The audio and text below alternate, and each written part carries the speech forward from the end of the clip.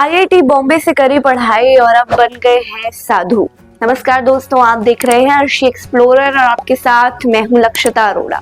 दोस्तों, हाल फिलहाल अभी उत्तर प्रदेश के प्रयागराज में एक आईआईटी वाले बाबा बहुत ज्यादा चर्चाओं में बने हुए हैं, जिनका रियल नेम बताया जा रहा है अभय सिंह।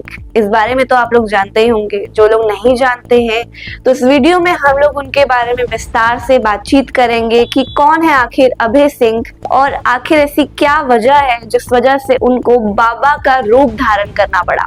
आप लोगों को तो पता ही है कि अभी महाकुंभ का महोत्सव चल रहा है और इसी बीच वहां पर बहुत सारे लोग मौजूद हैं। इसी बीच एक बाबा उठकर बहुत वायरल हो जाते हैं, जी हाँ, जिनको आईआईटी वाले बाबा के नाम से भी बुलाया जा रहा है और वो अपना रियल नेम अभय सिंह बताते हैं। लेकिन बातचीत करने पर यह पता लगता है कि वो बाबा एक आईआईटी बॉम्बे से पास आउट है। जी हाँ, आपको जानकर बेहद ही ज्यादा हैरानी होगी कि वो एक एरोस्पेस इंजीनियर स्टूडेंट रह चुका है, जिसकी कनाडा में लगभग 32 लाख का सालाना पैकेज भी बताया जा रहा है। और आखिरकार ऐसा उनकी लाइफ में क्या हुआ, ना जाने एकदम से वो कौन सी घड़ी आ गई जिसमें उनको बाबा का रूप धारण करना पड़ा। क्योंकि देखो यार, नॉर्मली अगर आप में से और मेरे जैसे में से कोई बच्चा अगर कोई ऐसी पढ़ाई लिखाई कर लेता है और उसके बाद नौकरी लग जाती है यार, मतलब लगा लो महीने का 2-3 लाख अगर मिल रहा है, कनाडा में लाइफ अच्छे से सेट है, तो बाबा क्यों बनेंगे। सवाल ये भी आता है कि न जाने एकदम से उनकी जिंदगी में ऐसा क्या हो गया कि बाबा बनने की नौबत आ गई। काफी सारे मैंने इंटरव्यूज देखे उनके, काफी सारा उनके बारे में मैंने रिसर्च करी, काफी सारे मैंने उनके बारे में आर्टिकल्स पढ़े, तो ये मुझे पता लगा कि उनके घर से, उनकी फैमिली से कुछ अच्छा खासा रिलेशन नहीं था। जी हाँ, आपको बेहद ही जान के हैरानी होगी। अक्सर बच्चों का माँ बाप के साथ रिलेशनशिप बहुत अच्छा होता है, लेकिन इस केस में ऐसा हो गया कि उनका अपने माता पिता के साथ रिलेशन बहुत ही ज्यादा बुरा था, मैं कहूंगी, जिस वजह से उनको अपने घर में बहुत ही अकेला महसूस होता था और उनका कोई दोस्त नहीं था जिससे वो अपने मन की बातचीत कर सके। और साथ ही वो एक 4 साल के रिलेशनशिप में भी थे, जो कि वर्कआउट नहीं हुआ और उसके बाद उन्होंने इस मार्ग पर चलने का फैसला लिया। लगभग उनको 2-3 साल हो चुके हैं इस मार्ग पर चलते हुए, लेकिन अब महाकुंभ के दौरान वो एकदम से वायरल हो जाते हैं और हमें उनकी कहानी जानने को मिलती है।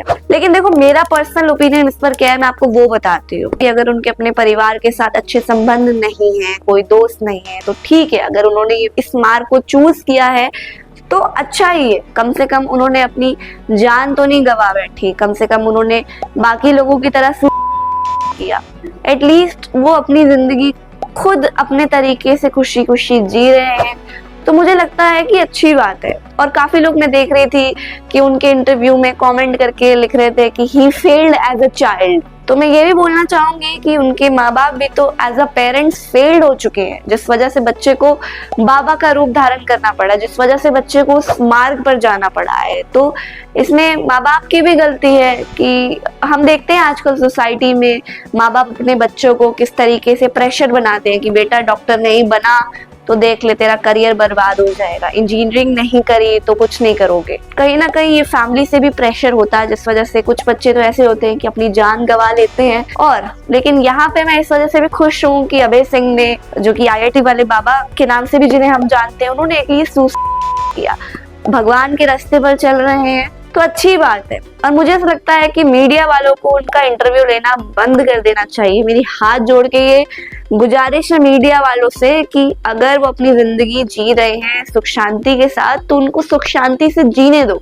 अगर आपको उनका इंटरव्यू लेना भी है तो प्लीज उनकी पर्सनल लाइफ के बारे में बार बार सवाल मत करो, बार बार उनको मत उलझाओ कि जिस वजह से वो कहीं दूर ही चले जाए।